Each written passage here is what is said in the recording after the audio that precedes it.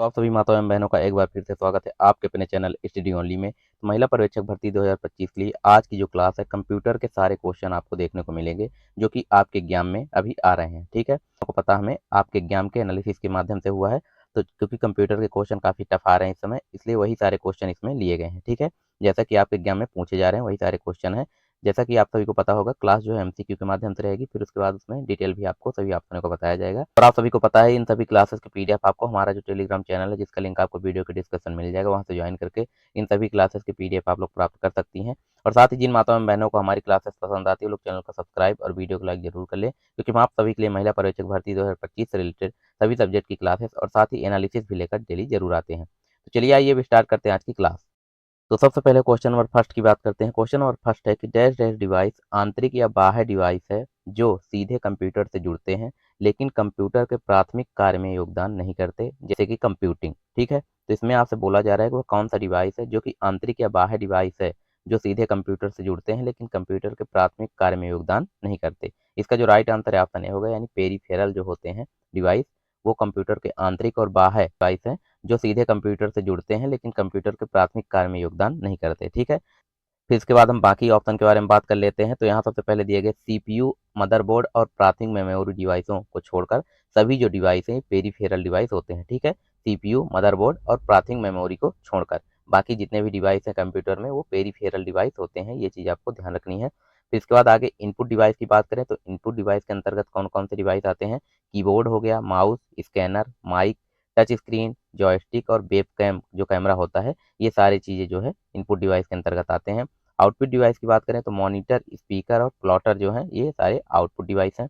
Storage device यानी जिसमें आप डाटा स्टोर करते हैं, तो फ्लैश ड्राइव जो है यह स्टोरेज डिवाइस होती है। ठीक है, फिर इसके बाद क्वेश्चन नंबर सेकंड की बात करते हैं। क्वेश्चन नंबर सेकंड है कि किसी भी कंप्यूटर तक अनधिकृत पहुंच डैश डैश का अपराध है, यानी किसी भी कंप्यूटर में अनधिकृत तरीके से पहुंच करना या आपको पहुंचना एक अपराध के अंतर्गत आता है। तो इसका जो राइट आंसर है ऑप्शन डी है, यानी हैकिंग करना। किसी कंप्यूटर को आप अगर हैक कर लेते हैं तो यह कानूनन अपराध है। ठीक है, अनधिकृत अनाधिकृत तरीके से पहुंच रहे हैं, यानी उसका कंप्यूटर आप हैक कर लें उसकी परमिशन के बिना, तो यह एक अपराध आता है। ठीक, हैकिंग करना।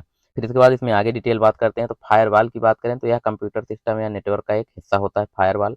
एक पैच क्या होता है? पैच की बात करें तो यह एक कंप्यूटर प्रोग्राम है या इसके सहायक डेटा में परिवर्तन का एक सेट होता है। ठीक है, डेटा इंक्रिप्शन की बात करें तो यह डेटा को अलग तरह से बदलने या कोड बदलने में मदद करता है। ठीक, डेटा इंक्रिप्शन का क्या काम होता है? तो यह डेटा को अलग तरह से या उसका कोड बदलने के कार्य में मदद करता है। ठीक है, ताकि यह हमें एक गुप्त कुंजी या पासवर्ड पढ़ने में मदद कर सके। ठीक, फिर इसके बाद क्वेश्चन नंबर थर्ड की बात करते हैं। क्वेश्चन नंबर थर्ड है विश्व का प्रथम लैपटॉप कंप्यूटर कब और किसके द्वारा मार्केट में प्रस्तुत किया गया था? तो इसका जो राइट आंसर है ऑप्शन बी होगा, यानी एप्सॉन 1981 में प्रस्तुत किया गया था। कब? स्पॉन कंपनी का नाम है और प्रस्तुत कब किया गया था? तो 1981 में सबसे पहला लैपटॉप स्पॉन के द्वारा, एप्सॉन के द्वारा तैयार किया गया था, मार्केट में लाया गया था। ठीक है, 1981 में। फिर इसके बाद क्वेश्चन नंबर 4 की बात करते हैं। क्वेश्चन नंबर 4 दिया गया कि एमएस एक्सेल 2007 में एक्सेल अपने आप से एक सीमा तक बुद्धिमानी भरा निर्णय ले सकता है और यह निर्धारित कर सकता है कि एक सेल की कौन सी रो या कॉलम को समड यानी कि सम, SUM जो होता है सम यानी कि जोड़ना है। तो इसका जो राइट आंसर है ऑप्शन सी होगा, यानी इसे बोलते हैं ऑटो सम। आप इसमें फार्मूला यूज कर सकते हैं। सबसे पहले फार्मूला जब भी यूज करेंगे इक्वल टू का प्रयोग करेंगे। ये इक्वल टू है, इक्वल टू लगाने के बाद फिर आपको लिखना है सम। ठीक है, जो डाटा दिया रहेगा आपको, रो जो दी रहेगी 1 से लेके अगर 10 तक है तो आपको इस प्रकार से लिख देना है और उसके बाद इंटर प्रेस करेंगे तो आपका जितने भी डेटा आप दिए रहेंगे तो सारा ऐड करके जोड़ के उसको उसका जो टोटल है वो बता देगा। ठीक है, इस प्रकार से इसका फार्मूले का यूज किया जाता है। बाकी सारे फार्मूले भी हैं, ये सम की बात है, इनटू हो गया आपका, डिवाइड हो गया, ये सारे फार्मूले इसमें यूज किए जाते हैं। ठीक है, एक्सेल की बात की जा रही है। क्वेश्चन नंबर 5 की बात करते हैं। क्वेश्चन नंबर 5 दिया गया कि माइक्रोसॉफ्ट वर्ड में वर्तनी और व्याकरण की जांच करने के लिए, यानी माइक्रोसॉफ्ट वर्ड में वर्तनी जो लिखा रहता है उसको शुद्ध व्याकरण की जांच करने के लिए, इंग्लिश शब्द सही है कि नहीं, आपको मीनिंग सही है कि नहीं, स्पेलिंग चेक करने के लिए किस शॉर्टकट की का उपयोग किया जाता है? तो इसका जो राइट आंसर है ऑप्शन सी होगा, यानी F7 का उपयोग करके आप माइक्रोसॉफ्ट वर्ड में आपकी स्पेलिंग एरर के बारे में पता कर सकते हैं। ठीक है, फिर इसके बाद क्वेश्चन नंबर 6 की बात करते हैं। क्वेश्चन नंबर 6 है डॉट मैट्रिक्स प्रिंटर को डैश डैश प्रिंटर भी कहा जाता है। तो इसका जो राइट आंसर है ऑप्शन ए होगा, यानी पिन जो प्रिंटर है, डॉट मैट्रिक्स प्रिंटर को पिन प्रिंटर भी कहा जाता है। कौन सा प्रिंटर? इस प्रकार से डॉट मैट्रिक्स प्रिंटर कार्य करता है तो इसको पिन प्रिंटर भी कहा जाता है। ठीक है, फिर इसके बाद क्वेश्चन नंबर 7 की बात करते हैं। क्वेश्चन नंबर 7 है एमएस वर्ड में आप बुलेट और नंबरिंग आइकन कहाँ ढूंढ सकते हैं। एमएस वर्ड में आप बुलेट और नंबरिंग जो आइकन होते हैं इनको कहाँ ढूंढ सकते हैं। तो इसका जो राइट आंसर है ऑप्शन बी होगा, होम टैब में। ठीक है, आगे हम आपको इसको बता भी रहे हैं, डायग्राम के माध्यम से दिखा देते हैं कहाँ आप सर्च कर सकते हैं। तो यहाँ आप देख सकते हैं होम टैब, जैसे ही एमएस वर्ड खोलेंगे उसके बाद यहाँ सबसे पहले आपको होम टैब रहेगा, ये इंसर्ट है, ये पेज लेआउट है। तो यहाँ होम वाले टैब पे जैसे ही आप क्लिक करेंगे तो यहाँ देखिए आपको ये दिखाई दे रहे होंगे, एक ये जो है ये बुलेट्स होते हैं। ठीक, ये बुलेट्स का कार्य है। और उसके बाद ये वाला जो ऑप्शन होता है रेफरेंस के नीचे, तो ये है नंबरिंग। ठीक, तो यहाँ आप देख सकते हैं बुलेट्स और नंबरिंग आपको कहाँ दिख रहे हैं, होम टैब में। ठीक है, टैब की बात करें तो इससे आप कुछ भी ऐड कर सकते हैं, इमेज हो गई अपने एमएस वर्ड में या कोई और चीज़ें हैं जो भी आपको, तो इसमें इसके माध्यम से आप इंसर्ट कर सकते हैं। ठीक है, पेज लेआउट की बात करें तो यहाँ जो वाटर मार्क होता है उसका यूज कर सकते हैं अपनी पीडीएफ फाइल में। ठीक है, वर्ड में। फिर इसके बाद क्वेश्चन नंबर की बात करते हैं। क्वेश्चन नंबर 8 है किसी सिस्टम बस में डेटा का वहन करने के लिए उपयोग किए जाने वाले विद्युतीय पथों की संख्या को क्या कहा जाता है। ये आपके सामने ऑप्शन है। तो इसका जो राइट आंसर है ऑप्शन ए है, यानी बस चौड़ाई कहा जाता है। इसे क्या कहा जाता है, किसी सिस्टम बस में डेटा का वहन करने के लिए उपयोग किए जाने वाले विद्युतीय पथों की संख्या को बस चौड़ाई कहा जाता है। क्या कहा जाता है, बस चौड़ाई। ठीक है, फिर इसके बाद क्वेश्चन नंबर 9 की बात करते हैं। क्वेश्चन नंबर 9 है निम्नलिखित में से कौन एक स्प्रेडशीट प्रोग्राम है। ये आपके सामने ऑप्शन दिए गए हैं। तो इसका जो राइट आंसर ऑप्शन सी होगा, यानी एमएस एक्सेल जो है यह स्प्रेडशीट प्रोग्राम होता है। ठीक है, आपने देखा होगा ये सीट इस प्रकार से एमएस जो एक्सेल होती है उसमें बनी रहती है, सीट है ना, इस प्रकार से ये सीट बनी रहती है। फिर इसके बारे में आगे देख भी लेते हैं, हम आपको बता देते हैं सीट कैसे होती है। तो ये देखिए यहाँ होम में जैसे क्लिक करेंगे ये आपको सीट्स दिख जाएंगी, ये सीट्स होती हैं। ठीक, सीट नंबर 1 है। और आपको सीट नंबर 2 अगर ऐड करना है तो इस वाले प्लस आइकन में क्लिक करेंगे तो सीट नंबर 2 आ जाएगी। फिर आगे क्लिक करेंगे 3 4 ऐसे ऐड कर सकते हैं सीट्स भी। तो ये आपकी एक प्रकार की सीट होती है। ठीक है, एमएस एक्सेल में जो कि पाई जाती है। फिर क्वेश्चन नंबर 10 की बात करते हैं। क्वेश्चन नंबर 10 दिया गया है कि माइक्रोसॉफ्ट वर्ड में कॉपीराइट के चिन्ह को बनाने की शॉर्ट की क्या होती है। कॉपीराइट चिन्ह की बात करें तो कॉपीराइट चिन्ह जो ऐसे करके ये सर्कल के अंदर होता है, ये आपका कॉपीराइट वाला चिन्ह होता है।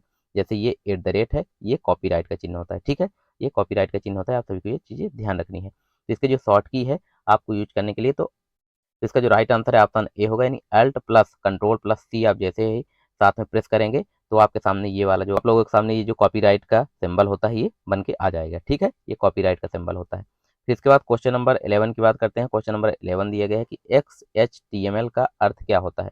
HTML की फुल फॉर्म की बात करें तो हाइपर टेक्स्ट मार्कअप लैंग्वेज होता है। और एक्स की फुल फॉर्म की बात करें तो इसका होता है, इसका राइट आंसर जो है ऑप्शन सी होगा, extensible hyper text markup language इसका फुल फॉर्म होता है XHTML का। ठीक है, ये चीज़ें आपको ध्यान रखती है। सारे क्वेश्चन जो है आपके लिए इंपॉर्टेंट है। और जैसा कि आपके एग्जाम में एनालिसिस के माध्यम से हमें पता चला है, जितने भी अभी पिछले आपके एग्जाम हुए हैं वही क्वेश्चन सारे आपको यहाँ देखने को मिल रहे हैं। ठीक है, फिर इसके बाद क्वेश्चन नंबर 12 की बात करते हैं। क्वेश्चन नंबर 12 है माइक्रोसॉफ्ट एक्सेल 2010 में रो और कॉलम इंसर्ट करने के लिए निम्नलिखित में से किस टैब का उपयोग किया जाता है। ये आपके सामने ऑप्शन है। तो इसका जो राइट आंसर है ऑप्शन बी होगा, यानी होम टैब का उपयोग किया जाता है। किस टैब का उपयोग किया जाता है, होम टैब का। हम इसको भी आपको आगे दिखा देते हैं किस प्रकार से इसका उपयोग किया जाता है। तो सबसे पहले आप एक्सेल खोलेंगे, उसके बाद आपको होम टैब दिखेगा, यहाँ होम टैब है। होम टैब में जैसे ही क्लिक करेंगे ये आपकी जो है सेल हो गई, एक सेल है ये। और फिर यहाँ आपको ऑप्शन दिखेगा सेल का। ठीक है, यहाँ सेल वाला ऑप्शन दिखेगा। तो इसके नीचे आपको दिखेगा सेल में जैसे ही क्लिक करेंगे इंसर्ट वाला ऑप्शन आएगा। इंसर्ट के बाद आपको यहाँ देखिए नीचे दिया है इंसर्ट सेल, यानी ये सेल जो होती है इसको इंसर्ट करना है। और रो की बात करें, इंसर्ट सीट रो, रो की बात करें ऐसे रो, तो रो की भी यहाँ से आप इंसर्ट कर सकते हैं। कॉलम भी यहाँ से इंसर्ट कर सकते हैं। जो चीज़ आपको इंसर्ट करनी है यानी ऐड करना है, जोड़ना है, वो चीज़ आप यहाँ से ऐड कर सकते हैं। ठीक है, सेल हो गई, रो हो गया और ये कॉलम सीट हो गई। ठीक है, तो ये सारा चीज़ आप यहाँ से इंसर्ट कर सकते हैं सेल के माध्यम से।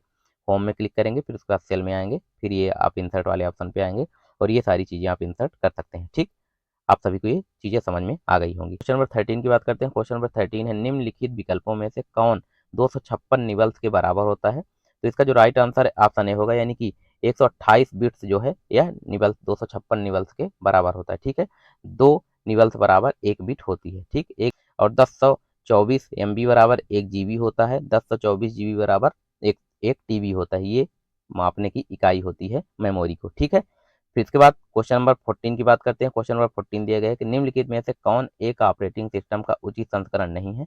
ये आपके सामने ऑप्शन है। तो इसका जो राइट आंसर है ऑप्शन ए है, विंडोज 9 जो है यह ऑपरेटिंग सिस्टम का एक उचित संस्करण नहीं है। बाकी विंडोज 7, विंडोज 10 और विंडोज XP जो है ये सारे उचित संस्करण है ऑपरेटिंग सिस्टम की। ठीक है, ये चीज़ आपको ध्यान रखनी है।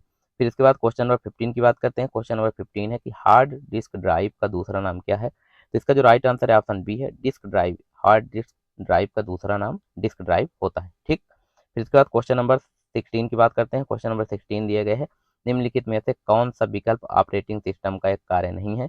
ये आपके सामने ऑप्शन है। तो इसका जो राइट आंसर है ऑप्शन डी, यानी डाटाबेस प्रबंधन, डेटाबेस जो मैनेजमेंट होता है यह ऑपरेटिंग सिस्टम का कार्य नहीं होता है। बाकी स्मृति प्रबंधन, मेमोरी मैनेजमेंट, प्रक्रिया प्रबंधन, प्रोसेस मैनेजमेंट, फाइल प्रबंधन यानी फाइल मैनेजमेंट, ये सारे कार्य जो हैं डेटा ऑपरेटिंग सिस्टम के होते हैं। बाकी जो डेटाबेस प्रबंधन है, डेटाबेस का मैनेजमेंट, या ऑपरेटिंग ऑपरेटिंग सिस्टम का कार्य नहीं होता है। ठीक है, फिर इसके बाद क्वेश्चन नंबर 17 की बात करते हैं। क्वेश्चन नंबर 17 है, एक डैश डैश ऑपरेटिंग सिस्टम का उपयोग जटिल कॉम्प्लेक्स, जटिल प्रक्रिया जो होती है कॉम्प्लेक्स जिसे बोलते हैं, प्रणाली में किया जाता है जहां कंप्यूटर को बिना किसी विलंब के तुरंत प्रतिक्रिया देनी चाहिए। ये आपके सामने ऑप्शन है। तो इसका जो राइट आंसर है ऑप्शन ए होगा, यानी वास्तविक समय। ठीक है, एक वास्तविक समय ऑपरेटिंग सिस्टम का उपयोग जटिल कॉम्प्लेक्स प्रणाली में किया जाता है जहां कंप्यूटर को बिना किसी विलंब के तुरंत प्रतिक्रिया देनी चाहिए। ठीक, फिर इसके बाद क्वेश्चन नंबर 18 की बात करते हैं। क्वेश्चन नंबर 18 दिया गया है, माइक्रोसॉफ्ट एक्सेल में किस टूल का उपयोग एक से अधिक कॉलम में फैले शीर्षकों को एकीकृत करने के लिए किया जाता है? तो इसका जो राइट आंसर है ऑप्शन बी होगा, यानी मर्ज सेल्स टूल जो होता है। तो इसका उपयोग हम करते हैं एक्सेल में किसी टूल का उपयोग एक से अधिक कॉलम, जैसे मान लीजिए ये इस प्रकार से कॉलम होती हैं, ये हमने आपको बताया था। तो अगर मान लीजिए इसको पूरा इस प्रकार से बनाना है, तो इसको फिर इस वाले ऑप्शन में क्लिक करेंगे और यहाँ से मर्ज वाले ऑप्शन पे जैसे ही क्लिक कर देंगे तो ये कॉलम इस प्रकार से हो जाएगी, ये दो लाइन जो है ये हट जाती है। ठीक है, इसी को बोलते हैं मर्ज कॉलम। तो मर्ज सेल्स टूल इसका उपयोग किया जाता है। आगे हम आपको इसमें दिखा भी देते हैं। तो यहाँ आप देखेंगे, सबसे पहले आप यहाँ होम में क्लिक करेंगे, फिर आपको ये जो रोज दिख रही हैं, यहाँ देखिए एक्सेल की ये दो रो है। फिर इसके बाद सेल जैसे एक हो गई, दो हो गई, और इन दोनों को अगर इकट्ठा करना है तो इस प्रकार से एक्सेल आ जाएगा। ठीक है, और यहाँ पास जो मर्ज एंड सेंटर वाला जो ऑप्शन है इसी पे क्लिक करना है। इस वाले यहाँ आपको सबसे पहले इस वाले की पे क्लिक करना है, और उसके बाद मर्ज एंड सेंटर वाले ऑप्शन पे जैसे ही क्लिक करेंगे आपको इस प्रकार से प्राप्त हो जाएगी, मर्ज हो जाएंगी सेल। ठीक है, इनकी बात करते हैं। क्वेश्चन नंबर 19 है, निम्नलिखित में से कौन सा एक वैध ईमेल एड्रेस नहीं है? इसमें नहीं है, कौन सा एक वैध ईमेल एड्रेस जो है वो नहीं है? तो इसका जो राइट आंसर ऑप्शन ए होगा, यानी rekha@menon@gmail.com जो है यह इसका राइट आंसर नहीं है। इसमें डबल एट द रेट नहीं आता है। ठीक है, जीमेल आईडी में डबल एट द रेट का उपयोग इस प्रकार से नहीं कर सकते, एक बार रेखा फिर एट द रेट फिर ये, तो इस प्रकार से आप इसका उपयोग नहीं कर सकते। ठीक है, ये चीज़ आपको ध्यान रखनी है। बाकी आप कैपिटल लेटर में भी पूरा यूज कर सकते हैं, कैपिटल लेटर में आप अपनी ईमेल आईडी पूरी बना सकते हैं। बाकी आप डबल एट द रेट का उपयोग नहीं कर सकते हैं। ठीक है, फिर इसके बाद अब क्वेश्चन नंबर 20 की बात करते हैं। क्वेश्चन नंबर 20 है, निम्नलिखित में से कौन ASCII का विस्तारित रूप है? तो इसका जो राइट आंसर आपका नहीं होगा, यानी इसका फुल फॉर्म की बात करें तो American standard code for information interchange. ठीक है, ASCII का फुल फॉर्म की बात करें American standard code for information interchange इसका विस्तारित रूप होता है। ठीक है, फिर इसके बाद क्वेश्चन नंबर 21 की बात करते हैं। क्वेश्चन नंबर 21, निम्न में से कौन एक वेब ब्राउजर नहीं है? तो इसका जो राइट आंसर आपका नहीं होगा, यानी बिंग जो है यह वेब ब्राउजर नहीं है। बाकी सफारी, ओपेरा और नेटस्केप जो है ये सारे वेब ब्राउजर हैं। बिंग जो है एक सर्च इंजन होता है, बिंग जो है माइक्रोसॉफ्ट का एक सर्च इंजन होता है। ठीक, ये चीज़ आपको ध्यान रखनी है, वेब ब्राउजर नहीं होता है। फिर इसके बाद क्वेश्चन नंबर 22 की बात करते हैं। क्वेश्चन नंबर 22 है कि निम्नलिखित में से किस की का यानी बटन का उपयोग किसी वर्ड डॉक्यूमेंट के पहले पैराग्राफ को इंडेंट करने के लिए किया जाता है? तो इसका जो राइट आंसर है ऑप्शन बी है, टैब का उपयोग, जो टैब की होती है उपयोग हम किसी वर्ड डॉक्यूमेंट यानी MS वर्ड के डॉक्यूमेंट के पहले पैराग्राफ को इंडेंट करने के लिए किया जाता है। ठीक है, टैब की का उपयोग। फिर इसके बाद क्वेश्चन नंबर 23 की बात करते हैं। क्वेश्चन नंबर 23 है, निम्न में से कौन सा ऑपरेटिंग सिस्टम का एक मूल कार्य नहीं है? ये आपके सामने ऑप्शन है। इसका जो राइट आंसर है ऑप्शन बी होगा, डेटाबेस मैनेजमेंट करना जो है यह ऑपरेटिंग सिस्टम का मूल कार्य नहीं होता। हमने आपको ये क्वेश्चन शायद पहले ही बता दिया है। बाकी ये सारे कार्य जो है ऑपरेटिंग सिस्टम के होते हैं। ठीक है, फिर इसके बाद क्वेश्चन नंबर 24 की बात करते हैं। क्वेश्चन नंबर 24 है, आप माइक्रोसॉफ्ट वर्ड में किस टैब के द्वारा पेज ओरिएंटेशन बदल सकते हैं? पेज जो ओरिएंटेशन है आप माइक्रोसॉफ्ट वर्ड में किस टैब के माध्यम से यानी किस की के माध्यम से बदल सकते हैं? तो इसका जो राइट आंसर है ऑप्शन बी है, पेज लेआउट वाला जो ऑप्शन होता है इसके माध्यम से आप पेज ओरिएंटेशन बदल सकते हैं। ठीक, राइट आंसर ऑप्शन बी होगा, पेज लेआउट के माध्यम से आप पेज ओरिएंटेशन बदल सकते हैं अपना MS वर्ड में। फिर इसके बाद क्वेश्चन नंबर 25 की बात करते हैं। क्वेश्चन नंबर 25 है, निम्न में से कौन सी तुलनात्मक रूप से सबसे तेज मेमोरी होती है? ये जो आपके सामने ऑप्शन है इनमें अगर बात करें तो सबसे जो तेज मेमोरी है इसका राइट आंसर ऑप्शन नहीं होगा, SRAM जो होती है सबसे तेज मेमोरी होती है। ठीक है, अगर ऐसे बात करें कि सबसे तेज मेमोरी कौन सी है इस ऑप्शन के अलावा अगर बात करें तो जो कैश मेमोरी होती है वो सबसे तेज मेमोरी होती है, कैश मेमोरी। ठीक है, ये चीज़ आपको ध्यान रखनी है। अगर आपके ऑप्शन में कैश मेमोरी है तो सबसे तेज जो मेमोरी है तो कैश मेमोरी होती है। एसआरएएम की बात करें जिसका अर्थ स्टैटिक रैंडम एक्सेस मेमोरी होता है। यह एक प्रकार की अस्थिर मेमोरी होती है। ठीक है, एसआरएएम। उसके बाद डीआरएएम की बात करें जिसका अर्थ डायनेमिक रैंडम एक्सेस मेमोरी है। कंप्यूटर में डेटा को अस्थायी रूप से स्टोर करने के लिए इसका भी इस्तेमाल किया जाता है, डीआरएएम का। ठीक है, ये चीज़ें आपको ध्यान रखनी है। और अगर ऑप्शन में आपको कैश मेमोरी सबसे पहले दिख जाता है तो जो सबसे तेज मेमोरी होती है कैश मेमोरी आपको ऑप्शन राइट आंसर आपका होगा। ठीक है, ये चीज़ें आपको ध्यान रखना है। तो ये आपके 25 क्वेश्चन हो गए जो कि आपके सारे एनालिसिस के माध्यम से जो भी क्वेश्चन हमें पता चले थे वही क्वेश्चन इसमें लिए गए हैं। और आपके जो कंप्यूटर के क्वेश्चन है थोड़ा टफ देखने को मिले हैं। तो इस क्लास के पीडीएफ के लिए आप लोग जो हमारा टेलीग्राम चैनल है जिसका लिंक आपको वीडियो के डिस्क्रिप्शन मिल जाएगा, वहाँ से ज्वाइन करके इन सभी क्लासेस की पीडीएफ आप लोग प्राप्त कर सकती हैं जिन लोग माताओं एवं बहनों को पीडीएफ के माध्यम से पढ़ना है। और साथ ही जिन माताओं एवं बहनों को क्लासेस पसंद आई हैं वो लोग चैनल को सब्सक्राइब और वीडियो को लाइक जरूर कर लें। तो मिलते हैं आप सभी से नेक्स्ट क्लास में, तब तक के लिए आप सभी का धन्यवाद।